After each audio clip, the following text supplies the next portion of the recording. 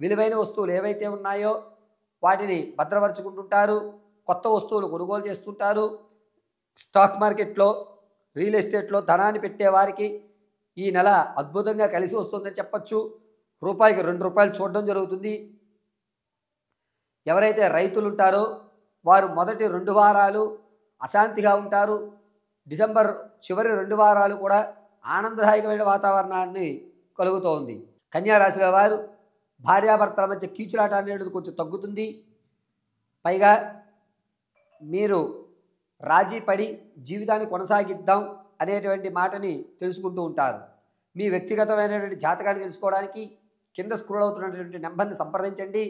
Date of birth, time, place of birth మీకు దగ్గర లేకపోతే కనుక మీ ఫోటోని పంపించడం, మేము అడిగేటువంటి ప్రశ్నలకు మీరు సమాధానం చెప్పడం, దానివల్ల మేము గణాంకాలు కట్టి మీ పూర్తి జాతక విశ్లేషణ అనేటిది ఇవ్వడం జరుగుతూ ఉంటుంది.